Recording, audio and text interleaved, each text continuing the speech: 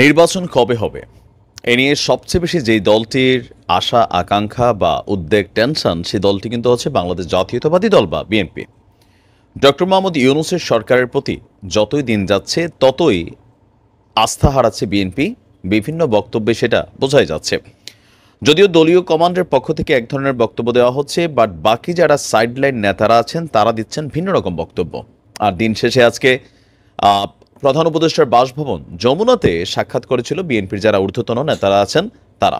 সেই বৈঠক শেষে বেশ কয়েক দফা দাবি দিয়েছে, যেই দাবিগুলা ডক্টর মোহাম্মদ ইউনূসের সরকারের জন্য মানা কোথাও না কোথাও কষ্টকর হবে। কেন কষ্টকর হবে? মানে আমার কাছে মনে হচ্ছে আর কি যে এই মুহূর্তে আমাদের যে প্রশাসনিক সেট আছে সেই সেট মুদ্রার এই পিঠ থেকে ওই পিঠে চলে যাবে।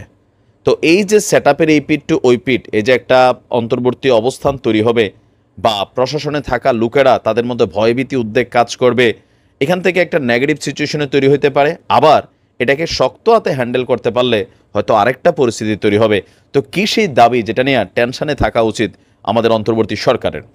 প্রধান উপদেষ্টার কাছে তুলে ধরা বিষয়গুলো সম্পর্কে আমাদের বিএনপির যে বক্তব্য, প্রশাসনে যারা আওয়ামী লীগ এবং স্বৈরাচারের দোসর রয়েছে তাদেরকে সরিয়ে ফেলতে হবে।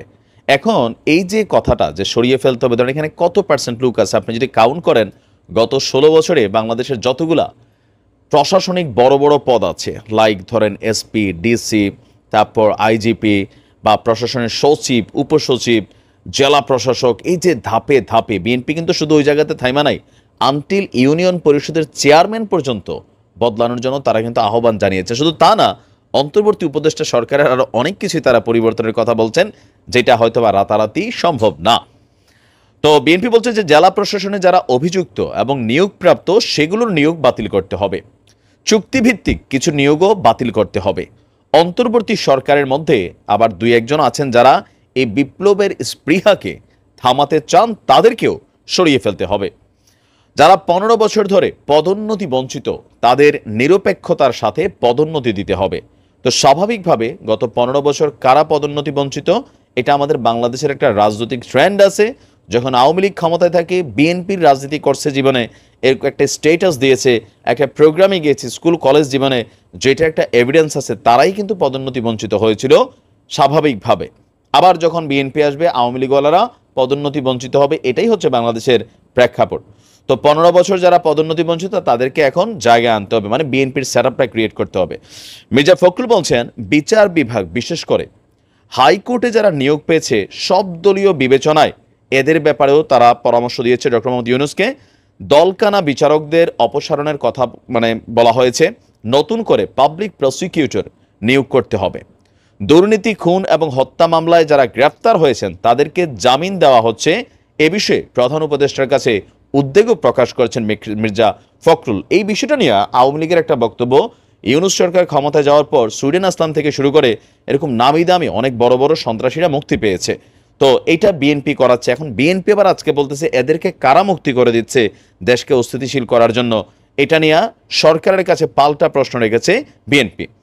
তো বলা হচ্ছে যে সেই সাথে আওয়ামী লীগের আমলে বিরোধী দলের নেতাকর্মীদের উপর যেই সাজানো মিথ্যা মামলা রয়েছে তাও প্রত্যাহার করতে হবে। এটা খুবই জরুরি। আমাদের বাংলাদেশে যেটা হয়, দল পরিবর্তনের ফলে, যেমন ধরেন এখন আওয়ামী লীগের নামে যত মামলা হচ্ছে সবাই কি প্রকৃত অপরাধী? অপরাধী না। দলের সাথে থাকার কারণে অনেক ভালো মানুষ এই মামলায় ঢুকে গেছে। তদ্রূপ বিএনপি যখন ক্ষমতায় ছিল না, বিএনপিরও হাজার হাজার, জামাতেরও বা ভিন্ন মত যারাই পোষণ করছে, ইভেন দলের মধ্যেও যারা ভিন্ন মত পোষণ করছে, তাদের বিরুদ্ধে কিন্তু নানান ধরনের হয়রানি, মিথ্যা মামলা, মাছ চুরি, আম চুরি, ডাব চুরি, হত্যা মামলা, নাশকতা, ওই কোথায় কে গাড়ি পোড়াইছে, এরকম কিন্তু অসংখ্য মিথ্যা মামলা হয়েছে, যেটা প্রত্যাহারের জন্য বিএনপি বলেছে। বলা হচ্ছে যে আপনার এই মুহূর্তে ভারত সরকারের সাথে ডক্টর ইউনূস সাহেবকে কথা বলতে হবে। কেন? এই মুহূর্তে ভারতে অবস্থান করছেন শেখ হাসিনা, সেখান থেকে নানান মিথ্যা গুজব তিনি ছড়িয়ে যাচ্ছেন। এই বিষয়ে অন্তর্বর্তী সরকার কথা বলবে, তাদেরকে আশ্বস্ত করেছে। পাহাড়ে কারা অশান্তি তৈরি করছে বা অশান্তি তৈরির পায়তারা করেছে তাদেরকেও নজরে আনার জন্য আপনার বলা হয়েছে, তাদেরকে গ্রেফতার করা হোক, তাদের বিরুদ্ধে ব্যবস্থা নেওয়া হোক। এছাড়া যিনি এবিএম খায়রুল সাহেব, নির্বাচনের যিনি প্রধান উপদেষ্টা হিসেবে এই মুহূর্তে পালন করছেন দায়িত্ব নির্বাচন কমিশনের, তার অবস্থানটাও কিন্তু সরাতে বলা হয়েছে। এছাড়া ইউনিয়ন পরিষদ চেয়ারম্যান থেকে বিশাল একটা বিস্তৃত দিছে। এখন এতগুলো দাবি যদি ডক্টর ইউনূসের সরকার একযোগে করতে চায় 2 মাস 4 মাসেও, তাহলে বড় ধরনের ধাক্কা প্রশাসনে পড়বে, রাষ্ট্রের মধ্যেও পড়বে, যেটাকে এক্সচেঞ্জ করা নতুন একটা লোক বসাইয়া এত দ্রুত বিএনপির কথা মতো ডক্টর ইউনূস সরকারের করা খুবই চ্যালেঞ্জিং একটা ইস্যু হবে। যদি করতে পারেন ফাইন, বাট আমার মনে হয় না কাজটা তো সোজা হবে।